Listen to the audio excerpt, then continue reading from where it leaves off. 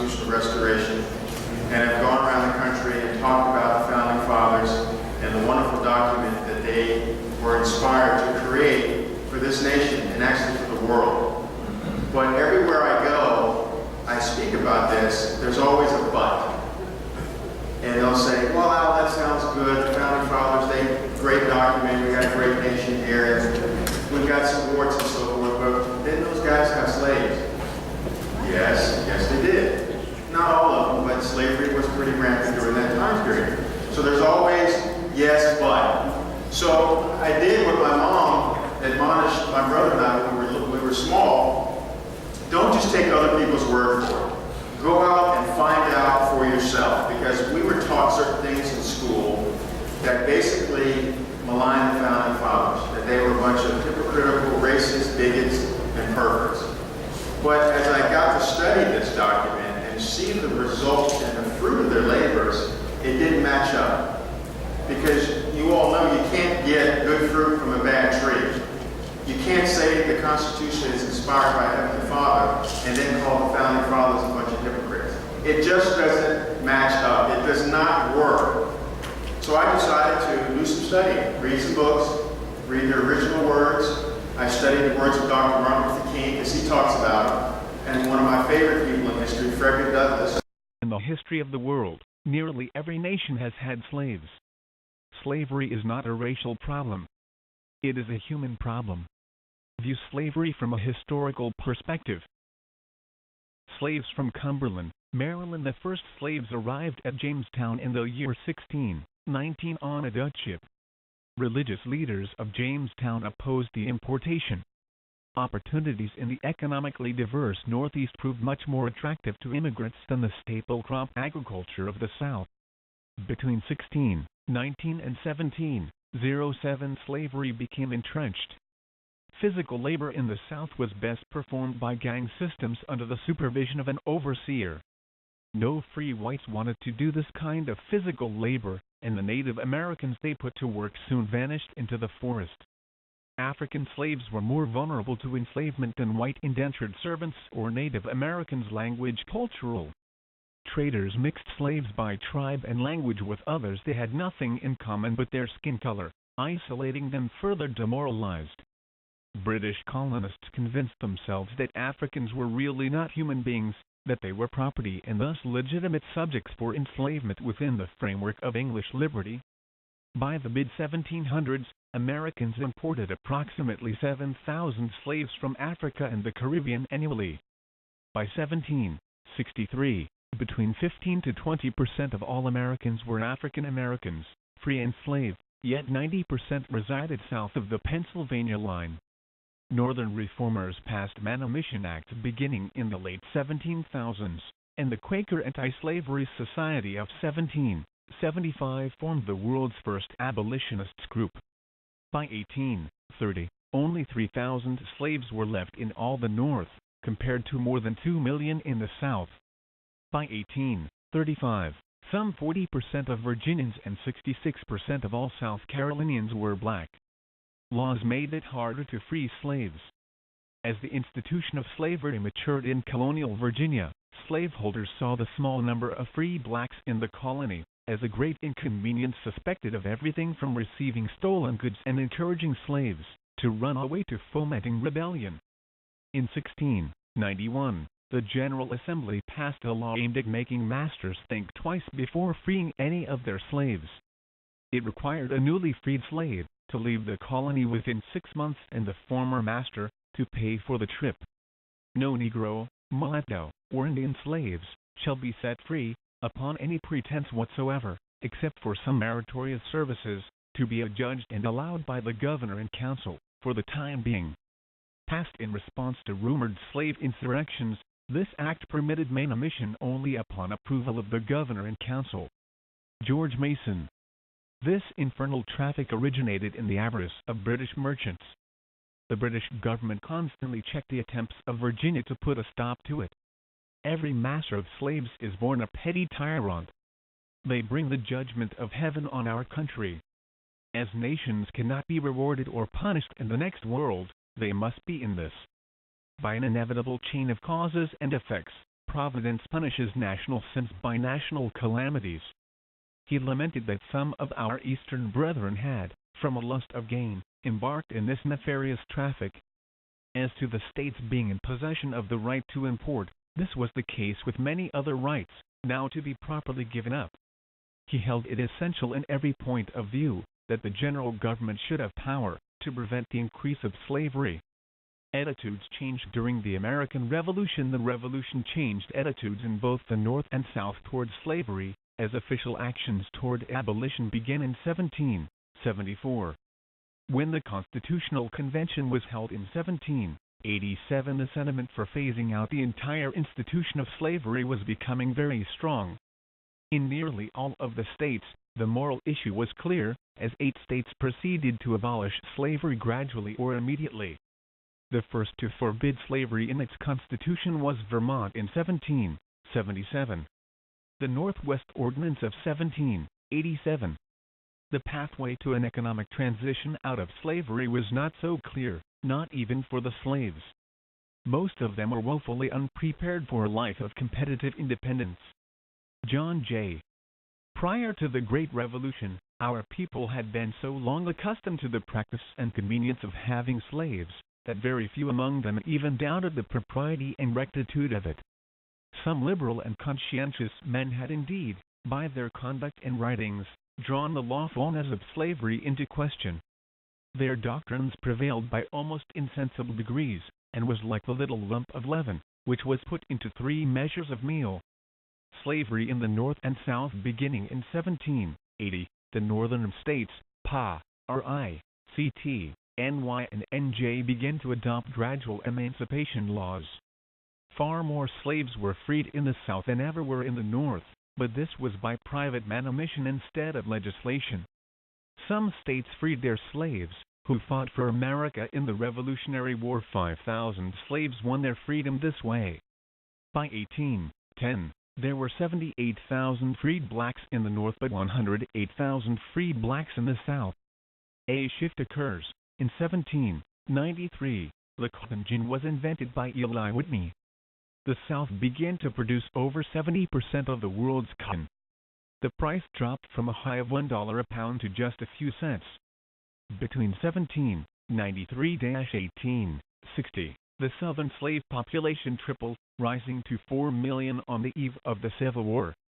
Where the founders met, 12 of the 55 delegates owned or managed slave-operated plantations or large farms: Bassett, Blair, Blount, Butler, Carroll, Jennifer, Madison, Charles Pinckney, Charles Cotesworth Pinckney, Rutledge, Spate, and George Washington. Franklin 2, Washington 123, 316, Messon and Madison 106. Thomas Jefferson. In 1779, Jefferson proposed a law that would have provided for the gradual emancipation in Virginia. In Congress in 1784, he proposed a law, which came within 1 vote of adoption, that would have banned slavery from the entire western territories of the United States. In 1787, he published Notes on the State of Virginia, which contained Inquiry 18, the most eloquent denunciation of slavery written by anyone in the founding era. President Thomas Jefferson, in his draft of a constitution for Virginia, he provided that all slaves would be emancipated in that state by 1800, and that any child born in Virginia after 1801 would be born free. In 1807, President Jefferson publicly supported the abolition of the slave trade. Throughout his life, he expressed opposition to slavery in numerous private letters. Original version of the Declaration of Independence. He, the King of Britain, has waged cruel war against human nature itself, violating its most sacred rights of life and liberty in the persons of distant people who never offended him, captivating and carrying them into slavery in another hemisphere. Determined to keep open a market, where men should be bought and sold, he has prostituted his negative force, suppressing every legislative attempt to prohibit or to restrain this execrable commerce. Benjamin Franklin. Benjamin Franklin explained that the separation from Britain was necessary, since every attempt among the colonies to end slavery had been thwarted or reversed by the British Crown. After Franklin returned from France in 1785, he became president of an abolitionist group, the Quaker Anti-Slavery Society. Franklin was convinced that not only the slave trade, but slavery itself should be eliminated. He eventually freed his own 2 slaves. Founding Fathers and slavery. Blacks were considered inferior, therefore, unable to be educated. The founders opposed their massive immigration into society. A large influx of immigrants could possibly change the attitudes of the people learning to live as freedom-loving, decent citizens. Madison and Jefferson felt, as the preacher indicated, feeling and knowing, that their owners regard and treat them as property only, the slaves are inclined to lose sight of their better character and higher interests, and in their ignorance and depravity, to estimate themselves in religion and virtue, no higher than their owners do. Historian Leon Latuok reports, New York Negroes constituted 1/35 of the population, but contributed to 1/4 of the state's convicts, and Pennsylvania Negroes made up 1/34 of the population but supplied 1/3 of all prisoners. Franklin's change of heart occurred after visiting a school. I was on the whole much pleased, and from what I then saw, have conceived higher capacities of the black race than I had ever before entertained. Their comprehension seems as quick, their memory as strong, and their docility in every respect equal to that of white children. The plan was to instruct, to advise, to qualify those who have been restored to freedom, for the exercise and enjoyment of civil liberty, to promote in them habits of industry, to furnish them employment suited to their age, sex, talents, and other circumstances, which we conceive will essentially promote the public good, and the happiness of these hitherto much neglected fellow creatures. The original Constitution and slavery. The Constitution and slavery. The Constitution counted 3/5 of the slaves toward population representation in Congress and electoral votes for presidential elections. Anti-founding fathers have advocated each slave was counted as 3/5 of a person. The problem of race relations in America has always revolved around the question whether non-whites are or are not to be treated as complete persons, as the equals of white. The 3/5 compromise. This clause was not a measurement of human worth, rather it was an anti-slave provision, to limit the political power of slavery's proponents. By including only 3/5 of the total number of slaves in congressional calculations, Southern states were actually being denied additional pro-slavery representatives in Congress. Almost half of the population in SC was slave, and in Georgia, 40% were slaves. This provision only related to slaves, not all black people, who could vote based on each individual state. Gouverneur Morris, one of the most outspoken critics of slavery, attacked James Wilson's fractional 3/5 formula and asked of the slaves counted under the 3/5 rule, are they admitted as citizens? Then why are they not admitted on an equality with white citizens? Are they admitted as property? Then why is not other property admitted to the computation? Massachusetts Elbridge Gerry echoed this line of thinking, sarcastically asking why New Englanders would not be allowed to count their cattle if Georgians could count their slaves. Is the Constitution pro-slavery? Article 1, Section 8 states the authorization of the federal government to suppress slave rebellions. Article 1, Section 9 Slave Trade Clause. This provision gave the states the right to continue importing slaves and bond servants for 20 years, but thereafter, it gave the federal government the right to terminate it.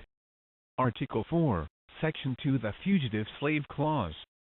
This provision gave each state the right to demand the return of any person charged with criminal acts within its jurisdiction, which was used by the pro-slavery South, to have their slave property returned to them, as slaves, who escaped. These were deemed fugitives. This clause legally obligated all citizens to assist in the return of runaways.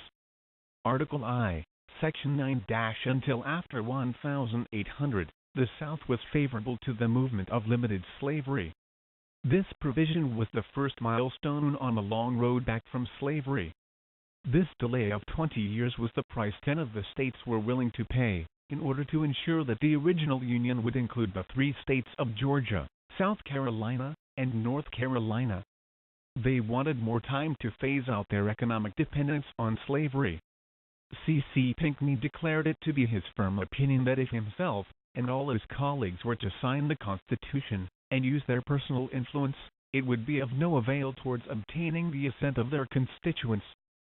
South Carolina and Georgia cannot do without slaves. Trading chip to get the southern states to allow the Congress to regulate interstate and foreign commerce. The Commerce Clause. James Madison. It were doubtless to be wished that the power of prohibiting the importation of slaves had not been postponed until the year 1808, or rather that it had been suffered to have immediate operation. But it is not difficult to account either for this restriction on the general government, or for the manner in which the whole clause is expressed.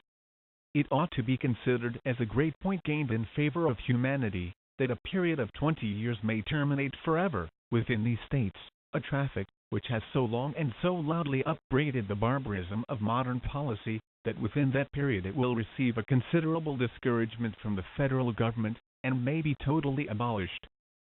Fugitive Slave Clause. The Constitution provided that runaway slaves would be returned to their owners, even if they escaped to free states via Article 4, Section 2. The language of the Fugitive Slave Clause indicates, no person held to service or labor in one state, under the laws thereof, escaping into another, shall, in consequence of any law or regulation therein, be discharged from such service or labor may be due.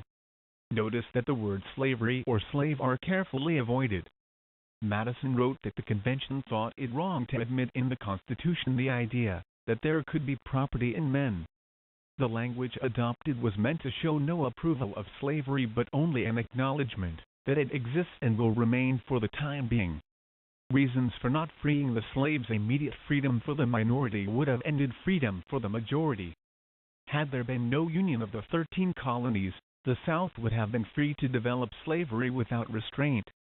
The framers were highly focused only on republic building, acting on the assumption that the Union was the highest good, and that ultimately all problems, including slavery, would be resolved, if they could only keep the country together long enough. Summary of the Constitution and slavery. The Constitution protected slavery, but did not stand in the way of any state that wanted it abolished. Congress could cut off the slave trade after 20 years. Congress could cut off the spread of slavery to new states and the western territories. Congress could regulate interstate commerce on slaves. Slaves were regarded as men in the document. It did not prohibit blacks from enjoying the right to liberty, otherwise the states could not have passed their own emancipation laws. Frederick Douglass. One man can make a difference. He was born in Maryland as a slave on February 14, 1818. His mother was Harriet Bailey, his father unknown. At age 8, he was sent to Baltimore to be a houseboy for the Auld family, and was introduced to reading. Douglass viewed education and knowledge as the path to freedom. In 1838 he escaped to freedom. Frederick Douglass, believing the intent of the framers was pro-slavery, Douglass said, "I now hold, as I have ever done, that the original intent and meaning of the Constitution makes it a pro-slavery instrument, which I cannot bring myself to vote under or swear to support." Douglass moved to Rochester, New York. Was a major step in developing his intellectual independence. He gave a major speech on the 4th of July to commemorate American independence. There he drew a contrast between the nation's founding ideals and the moral outrage of slavery. Frederick Douglass, instead of being the honest men I have before declared them to be, the framers were great impostors, if the Constitution was never intended to include black people within the document's legal protections. To interpret the Constitution as supporting slavery is to perpetrate a slander upon the memory of the framers. A change of heart. If the nation's charter supported slavery, it would not be possible to abolish the institution legally, as the South would continue to hold that slavery was consistent with the intentions of the framers. If the Constitution is a pro-slavery document, overturning the institution of slavery would have been deemed unconstitutional. Therefore, rating the document as anti-slavery enhances the constitutional case to get rid of it. Douglass revered the Constitution as the slave's best hope for liberty. Douglass came to believe that natural law doctrine justified a moral, aspirational reading of the Constitution. Even if the founders had intended to establish slavery, They had no right to do so, because slavery violates human rights under God-given natural law.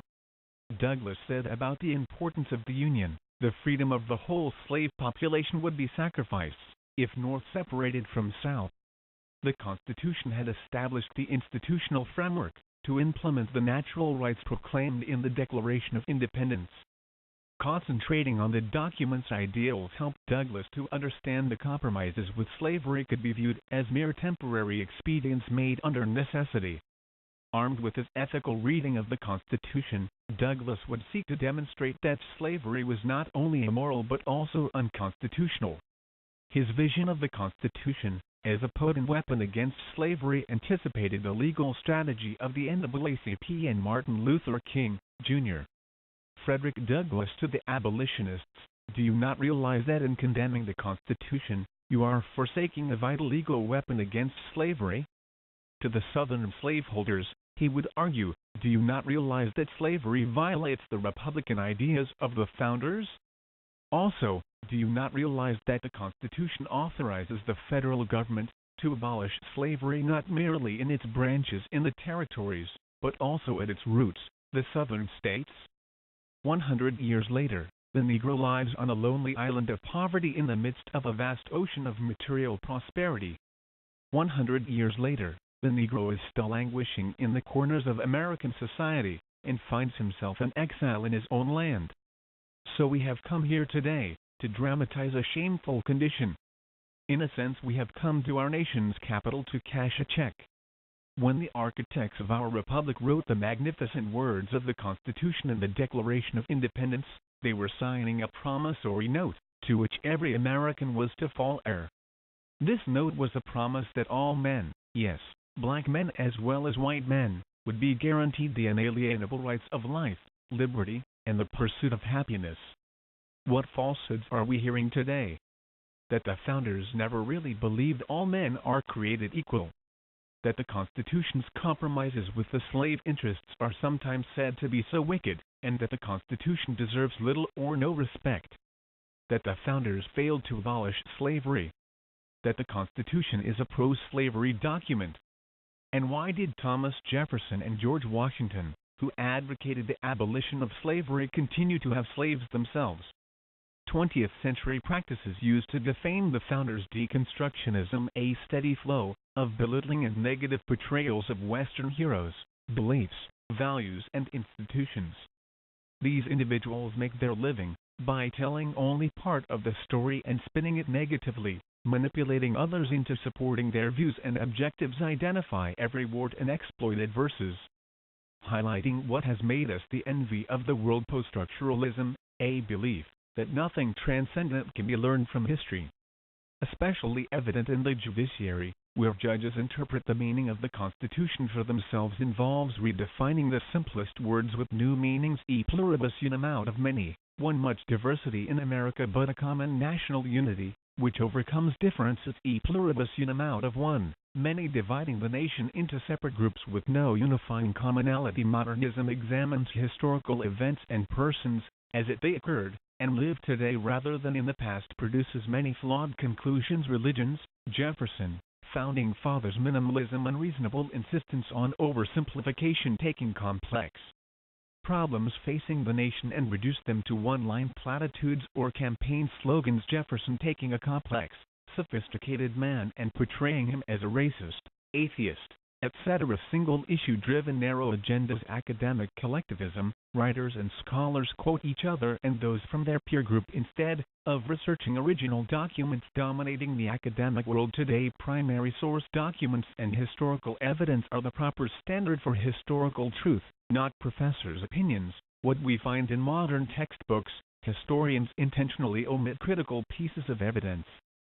Some writers, not content with attacking the Constitution for its actual compromises with slavery, make up provisions that are not there, i.e., the Constitution denied blacks the right to vote.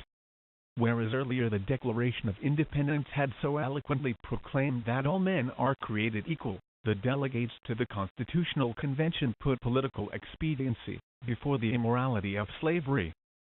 Thurgood Marshall, Justice Thurgood Marshall said in 1987, "Nor do I find the wisdom, foresight, and sense of justice exhibited by the framers particularly profound.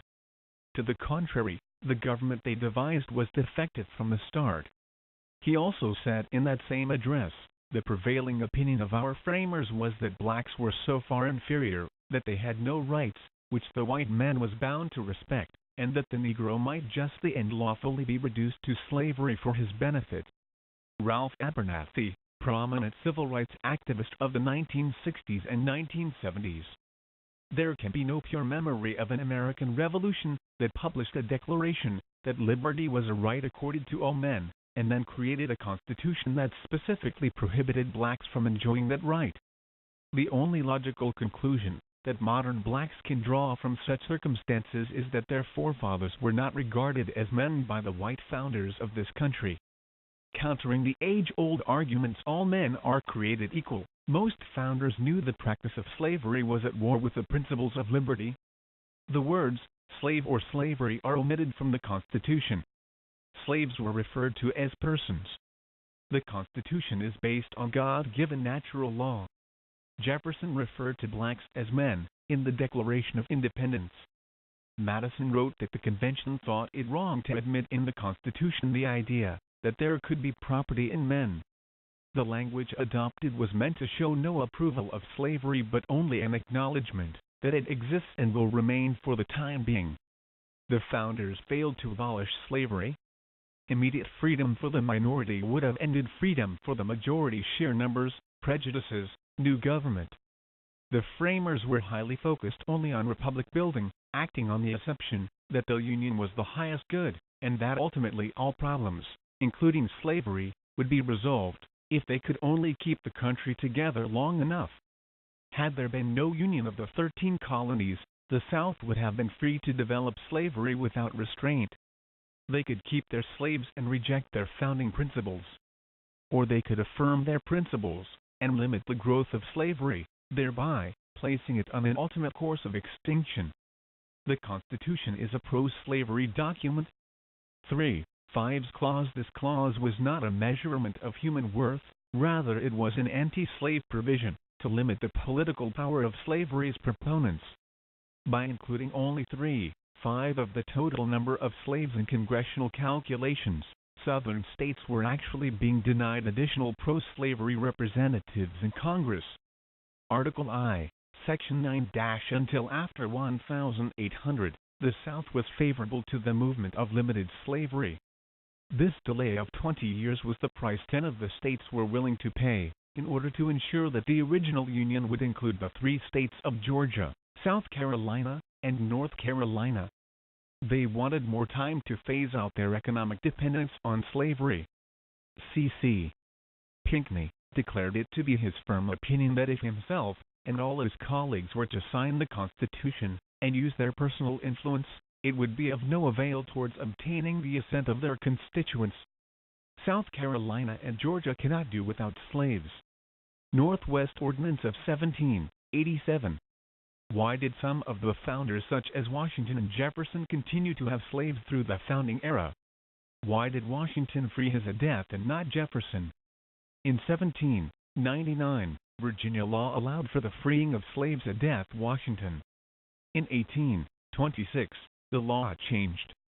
No Negro or mulatto slave shall be set free, unless the emancipator pays for his transportation out of the country within 6 months. We are all human. A family that freed its slaves was likely to endanger its own livelihood. Jefferson said, "We have the wolf by the ears, and we can neither hold him, nor safely let him go." Justice is in one scale, and self-preservation. Freeing the slaves, at that time was not prudent. Jefferson said, deep-rooted prejudices entertained by the whites, 10,000 recollections, by the blacks, of the injuries they have sustained, due provocations, the real distinctions, which nature has made, and many other circumstances will divide us into parties, and produce convulsions, which will probably never end but in the extermination of the one or the other race. Race war. Some slaves were just not equipped to take care of themselves. Jefferson said, to give liberty to, or rather, to abandon persons whose habits have been formed in slavery, is like abandoning a child. These feelings were based on observed differences in conduct, not just racial prejudice. Summary: in 1619, when the first slaves arrived, the British government forced the colonists to take them. Between 1619 to 1707, slavery became entrenched, as it became a way of life. The founding era brought a change of heart among the people, as a result of the founders' work. More slaves were freed in the South versus the North. All men are created equal. Declaration of Independence. The words slave or slavery are not evident in the Constitution. Had there been no union of the 13 colonies, the South would have been free to develop slavery without restraint. The framers were highly focused only on republic building, acting on the assumption that the Union was the highest good.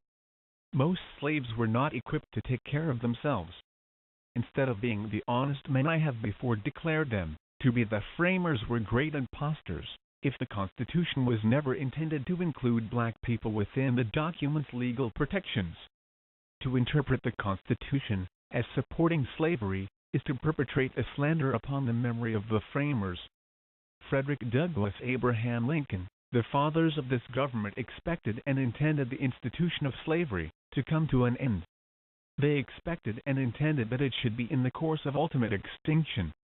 It is not true that our fathers made this government part slave and part free.